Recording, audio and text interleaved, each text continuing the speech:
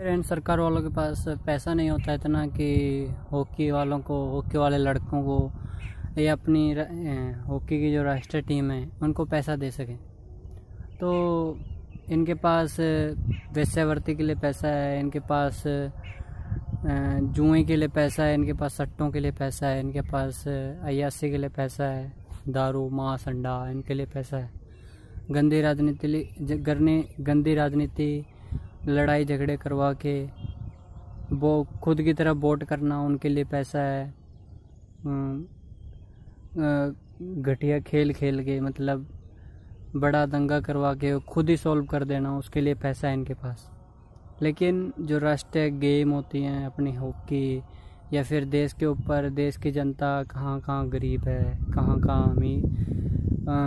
कहाँ गरीब है, कहाँ कहाँ अमीर है, इनको सब पता होता है। लेकिन ये अनजान बनती है आपके सामने कि हाँ भाई हम अपने देश को विकसित करेंगे, हम अपने देश को आगे बढ़ाएंगे। लेकिन नहीं, इनको क्या मतलब है आपसे और दूसरे लोगों से, इनको कोई मतलब नहीं है। इनको बस अपने आप से मतलब है। जहाँ अपनी हॉकी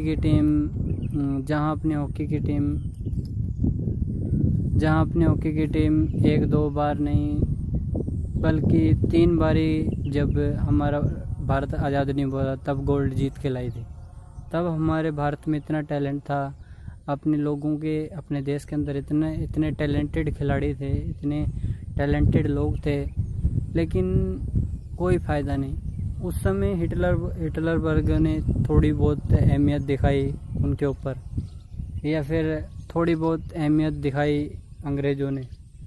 लेकिन आजकल का इंडिया, आजकल के जो सरकार वाले होते हैं वो टैलेंट पर कोई ध्यान नहीं देते, वो सिर्फ पैसों पे ध्यान देते हैं, पैसों की मशीनों पे ध्यान देते हैं, कितने नोट छापने हैं कितने नहीं छापने हैं। तो इसलिए मैं सभी से कहना चाहूँगा कि कोई सा भी टैलेंट हो, कोई सा भी फील्ड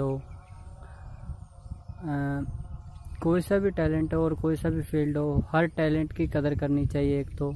और जो भी टैलेंट हो देश में, चाहे कोई सा भी टैलेंट हो, हर फील्ड में जो अपना जो देश चल रहा है वो सिर्फ टैलेंट की वजह से चल रहा है। चाहे किसी भी फील्ड में लगा लीजिए, हर फील्ड टैलेंट की वजह से ही चल रहा है। ये इंडिया वाले चाहे आज समझे चाहे कल समझे। अगर ये इंडिया वालों को ये बात समझ में नहीं आती कि इंडिया एक देश टैलेंट की वजह से चल रहा है, तो मेरे को लगता है इंडिया वाले सबसे बड़ा बेवकूफ़ है। ये मैं क्यों कह रहा हूँ, क्योंकि जानते हुए भी हमारे लोग अनजान बन रहे हैं और हमारे देश में जो गलत हो रहा है उसके ऊपर ऑब्जेक्शन नहीं उठाएंगे। बस गांधी जी की 3 बंदर वाली बात है कि ना देखेंगे ना सुनेंगे और ना बोलेंगे। तो इसलिए आपके सामने हो रहा है, आप बोलिए, आपको हक है। संविधान में भी साफ साफ लिख रखा है कि उन्होंने साफ हैंड राइटिंग में लिख रखा है 3 साल तक का वक्त, 2 साल पता नहीं 8 महीने लगे हैं, लगभग 3 साल का वक्त लगा है संविधान को लिखने में। और आपको यही नहीं पता कि संविधान में ये भी लिख रखा है कि अगर आपके देश के खिलाफ कुछ होता है तो आप ऑब्जेक्शन उठा सकते हैं, आप आवाज़ उठा सकते हैं, आपको कोई रोक टोक नहीं है। आप कोर्ट में जाइए, आप हाई कोर्ट में जाइए, आप सुप्रीम कोर्ट में जाइए, कहीं भी जाइए। लेकिन आपके देश में गलत हो रहा है तो आवाज़ तो उठाइए, क्योंकि आप ही जिस देश में रह रहे हो उसी देश में अगर आप देखते हुए भी अनजान बन रहे हो तो इसका मतलब आप सबसे बड़े बेवकूफ़ हैं। क्योंकि टैलेंट की हर फील्ड जो भी देश चलता है वो टैलेंट की वजह से चलता है। ये इंडिया वाले आज समझे या चाहे कल समझे। भाई मैं इसलिए बोल रहा हूँ क्योंकि इंडिया वाले लोग देखते हुए भी अनजान बन रहे हैं। तो मेरा ये कहने का मतलब है कि अगली लाइन उसने यही लिखी थी कि भाई कि इंडिया वालों को अगर ये बात समझ में नहीं आती कि देश टैलेंट की वजह से चलता है और टैलेंट की वजह से देश चलता है, और इंडिया वालों को ये बात समझ में नहीं आती, तो इंडिया वाले सबसे बड़े बेवकूफ़ हैं। और दूसरी बात ये लिखी थी उसने कि I am also Indian boy and I love my India. उसने कहा था कि मैं भी एक इंडियन लड़का हूँ और मैं भी इंडिया से प्यार करता हूँ। तो उसका कहने का मतलब यह है कि आप इंडिया के होते हुए भी आप इंडिया में जो गलत हो रहा है, या फिर हर फील्ड, जो भी कोई सा भी फील्ड लगा लीजिए, वो सिर्फ टैलेंट की वजह से चलता है। एक देश हो चाहे विदेश हो, चाहे कैसी भी कंट्री हो, चाहे कोई सा भी कॉन्टिनेंट हो, वो सिर्फ देश की वजह से, वो सिर्फ टैलेंट की वजह से चलता है। अगर देश में टैलेंट नहीं है तो वो देश कभी नहीं उठ सकता, क्योंकि जब तक टैलेंट है देश में, जब तक देश है। जब तक टैलेंट है, जब तक देश है, जब तक पैसा है। टैलेंट है तो पैसा भी आ रहा है, देश भी चल रहा है। अगर टैलेंट ख़त्म हो गया, ना देश चलेगा, ना पैसा आएगा, बेरोज़गारी बढ़ेगी।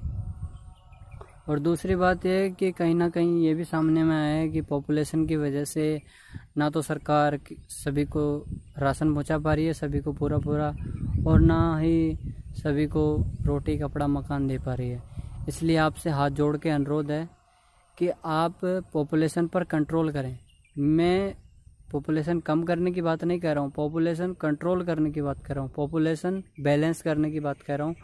पॉपुलेशन पर भी कंट्रोल करें, क्योंकि अगर हम पॉपुलेशन पर कंट्रोल करेंगे तो रोटी कपड़ा मकान सभी को आ पाएगा और सभी सुख शांति से रहेंगे। इसलिए आप किसी भी फील्ड में काम करते हैं, आप किसी भी फील्ड में काम करते हैं, करिए, हंसी खुशी से रहें, आप और अपने परिवार को खुश रखें। लेकिन एक देश है जिसमें हम रह रहे हैं और हम सब कुछ देखते हुए भी अनजान बन रहे हैं, तो सबसे बड़े बेवकूफ़ आप ही हैं। और कोई सा भी फील्ड हो, कोई सा भी देश हो, वो सिर्फ टैलेंट की वजह से चलता है। टैलेंट से ही पैसा आता है और पैसे से देश चलता है। अगर टैलेंट ख़त्म हो गया जिस दिन हम, अभी भी मौका है हमारे पास, अगर टैलेंट की कदर कर रहे हैं हम तो ठीक। अगर हम टैलेंट की कदर नहीं करते तो हम सबसे बड़े बेवकूफ़ हैं, चाहे आप आज समझो चाहे कल समझो। तो बाय, जय हिंद, जय भारत। आप हमेशा खुश रहें अपनी ज़िंदगी में। Bye bye, love you all guys.